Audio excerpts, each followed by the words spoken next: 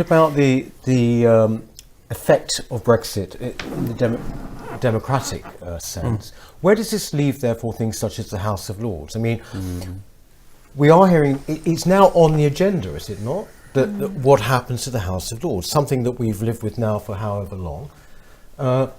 10 years' time, will we still be talking about the House of Lords? Yeah, well, I think Blair's reforms were sort of the death knells for the House of Lords in terms of respectability, because it's one thing to accept people who are life peers as being unelected. It's another thing to have former politicians, failed politicians, rejected by the electorate, being made lords, baronesses. In a way that's so much more undemocratic. Well, absolutely. It's an that affront. It delegitimises the institution. Yeah. The irony are that the most democratic element in the House of Lords are the hereditaries, because they're actually elected to their position, unlike everybody else there. I mean, I did a report with Roger Scruton and Frank Field almost 10 years ago now, looking into reform of the House of Lords, because it is now neither fish nor fowl. We have the world's second largest chamber after China. Ours is the only chamber, apart from Iran, that has clerics in it. I mean, it's very hard to justify these things in this day and age, and yet since 1911 we've been trying to reform this under Lloyd George, and we still haven't achieved it. And when we did try it on Tony Blair, it was done on the back of an envelope, which also got rid of the Lord Chancellor's position in a terrible way, and meddling around there. I mean, terrible constitutional balls up, if I can say, under Blair. But I fear that there is no vested interest really in the Conservative Party or the Labour Party tackling the House of Lords, because it suits them too much to keep it as it is. Well, it's I'm not sure. I think there's a political reality that the House of Lords is just completely untenable, particularly for a lot of younger people. Do they even know what it even does? Well, I think people do. You know, they're acutely aware. We were all aware of what the House of Lords did or didn't do over Brexit. Well, this is the point, isn't it? And I think that's a living case study of why it should be superseded by something that's elected. The challenge of the House of Lords is that we have moved quite rapidly into a wokish world and an ethical world where everybody is judged by their contribution to ethics and kind of moral outlook. And so Britain has always been very good at that. It's punched at a global weight on human rights and ethics and morality. And it won't be able to do that if it has an unelected House of Lords and an unelected kind of upper tier to its constitution as we push forward. We simply will not be taken seriously in kind of the global media circles that we have to operate in. I think there's a manifestly unjust case, for keeping the House of Lords. The manifestly unjust case for keeping the House of Lords is basically that it entrenches a two-party system. You have had political parties that have been, not getting as many votes on the fringes that have raised the House of Lords' validity over the last couple of rounds of elections, and it's one of these things that's easy to fix as well. It's not difficult to come up with a workable solution. The Scots have got a parliament. The Welsh have got a parliament. Maybe we have an upper tier that's an English elected parliament. Maybe we have one it's one elected senator per county. It's just one of those anachronisms that doesn't seem to work very well. So so we won't have a House of Lords in 10 years? I think we probably will. I think we will have a House of Lords for a long time to come. I mean, firstly, in the next 10 years, the Brexit will be the major issue. There are simply too many issues on the plate to start tackling something as major as the House of Lords.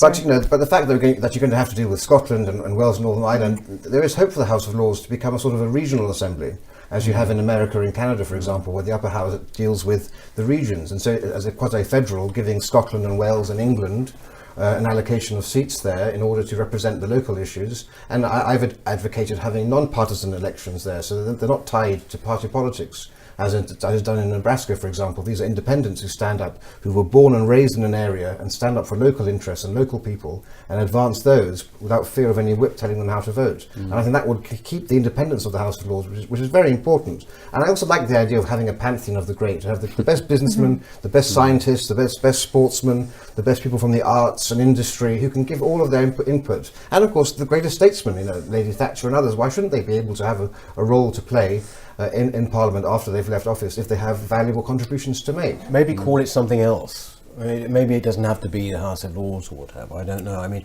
I sort of feel, I don't know, but I think a lot of people felt this, that, I loved the tradition of it all until Brexit, actually. And I found that I even got impatient of the rituals, because these people were blocking the very thing we'd voted for. Yeah. And I think this was I a think real though watershed. that what happened sort of over the course of the Brexit shenanigans isn't enough of an argument against the Lords to justify doing away with it. I think if we're thinking in constitutional terms, the first thing that you would think there would be an appetite for going for would be the Supreme Court, because that's something that's completely alien to our constitution. I mean, with the House of Lords, really, it's the cronyism we don't like. We don't like all of those people who were social welfare workers and suddenly become peers, seemingly haven't done But it before. the question is, will it be there in 10 years' time, and if so, what format?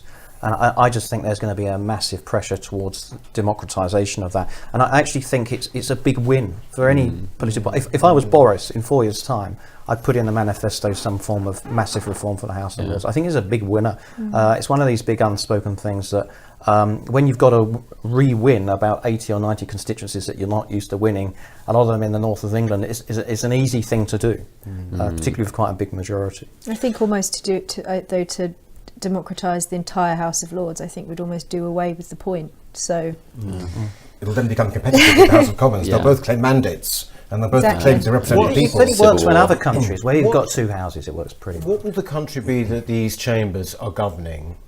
Will it still be a United Kingdom? Do you think Scotland would have gone by 10 I years? don't think Scotland's going anywhere. You don't? No. I mean, it depends very much on who, what happens politically generally, and with the Labour Party, for example. But I think the way that we're going, the Conservative Party are likely to be in for the next 10 years. Again, depending on who is in the Labour Party, even if Labour were to win, if, for example, Lisa Nandy?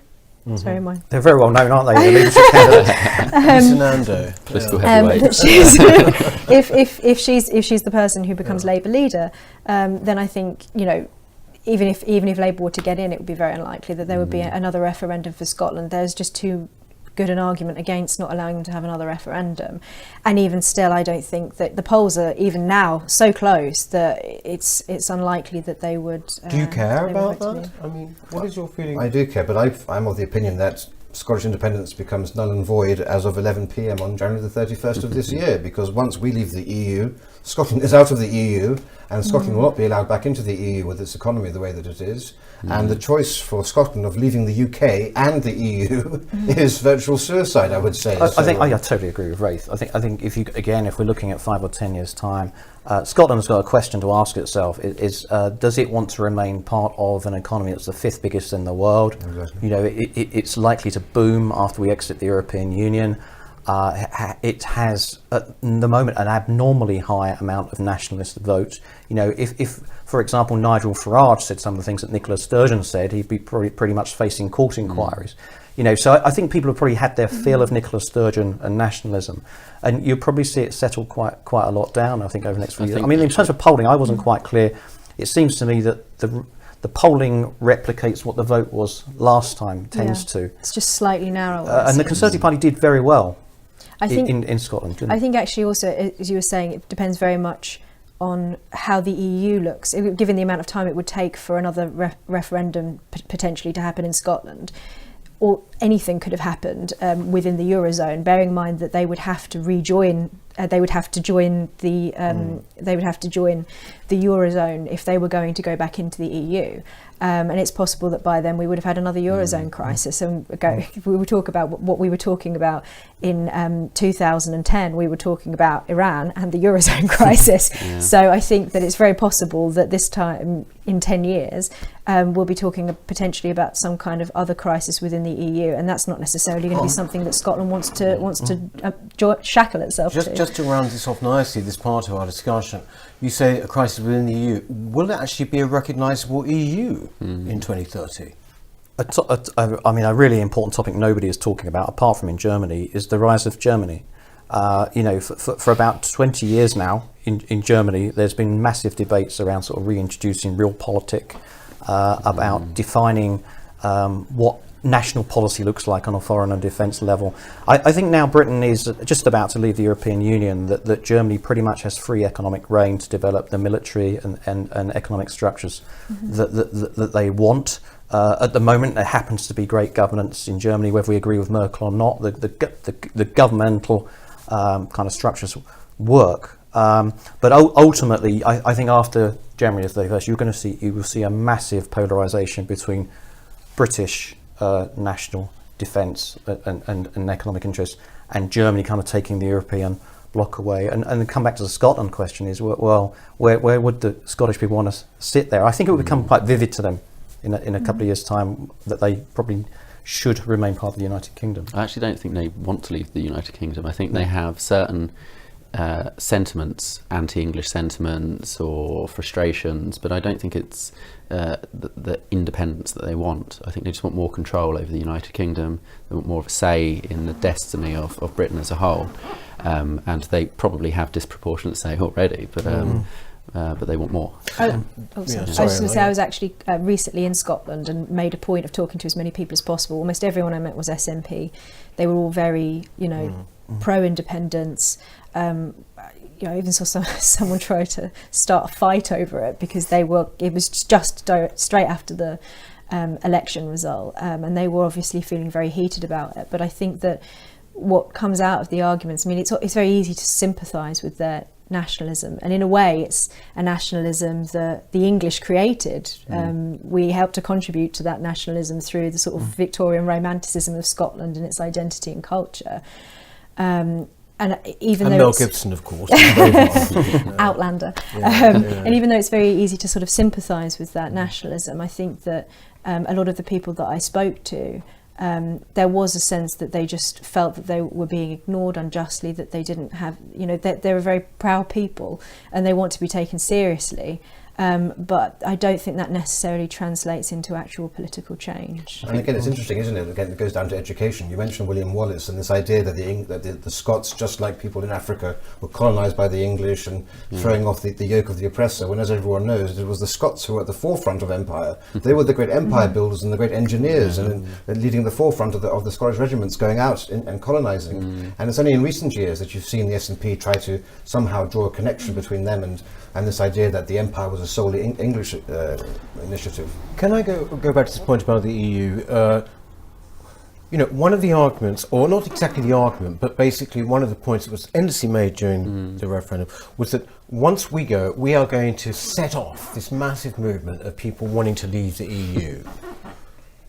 Is that rubbish, or do you see we haven't happening? left yet, so it's hard to say. We need to prove that it's that it's going to work for us. Okay, but I mean, I'm thinking again of a decade hence. I think there is definitely. So again, going back to another potential eurozone crisis in places like the Netherlands or in Germany, there's definitely a sense that as net contributors, if there is further integration, they don't want to be subsidising the rest of the European Union. That's definitely.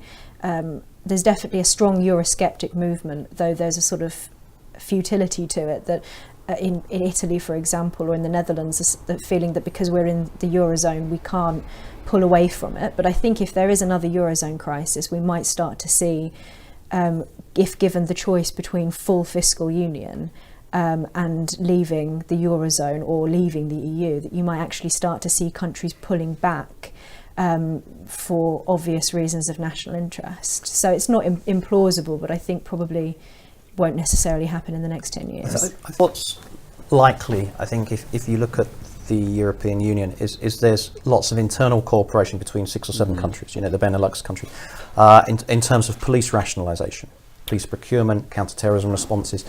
And then there's those kind of operations other countries don't particularly want to get involved with. So maybe some of the Central European countries that have got a more sort of national focus on defence. So there's that already going on, which will trouble Germany and France. There's also kind of the dynamic at the moment with Viktor Orban and in Hungary, and you've got President Zeman in the Czech Republic. So and then Polish president as well, who are Eurosceptic. I mean, they kind of say publicly that they support the European Union. They drill as much funding out of it as they can, but then they go back home and win elections by saying they're going to sort of tear up various EU agreements. So you have all this machinations, which is usual. But ultimately, the test will be the big three. So it's going to be what happens in the French presidential election, what happens in the German federal election, and probably what happens in the Italian elections. If any of those big countries put forward or a Eurosceptic wins, I think the EU is dust frankly. I think it will go back to being an economic alliance. I think we'll see a very slimmed down EU. Exactly. You've also had this really interesting scenario in the Gulf. There's the Gulf Cooperation Council of the 6 states, where Saudi Arabia and one of the Emiratis is pushing forward with sort of unification in a load of areas, and the rest of them are not interested. So you've got this kind of twin dynamic going on. And I think coming to 10 years' time, to answer the question, that the European Union will be German-led, but it will be fractured. Right. I think the key thing also to remember is it's up to us to make Brexit a success, because the 2 key aims of the EU during the post-referendum negotiations was to make it so difficult and so hard for us to leave that it would deter other separatist movements throughout the EU, and they succeeded, because there was a Frexit movement. There was talk of leaving the EU in Italy and in France and in Greece and elsewhere, and they suddenly turned their backs on that idea when they saw how hard it was for the UK, and they thought, if the UK of all countries can't leave, what hope do we have? Mind you, they didn't have to. And they didn't have, and that's what I said, we had, unfortunately, if Boris had got in 2016, things would have been very different, and the EU would be in a much different position, I think. And so we have to really make good on having had such a bad few years. The problem with that is every single newspaper in the European Union, outside of the UK, does not give us good coverage. So they won't acknowledge. Terrible. If we're booming, the newspapers in France and Germany are not going to cover that and not going to tell their populations. So we could be the most successful country on the planet, but they're not going to hear about it in Europe. Just travelling throughout Europe over the past few years, when you see the press, it's astounding how pro-European it is in terms of Britain. It's like, absolutely subservient. Britain's a mess, Britain's a joke. It's terrible.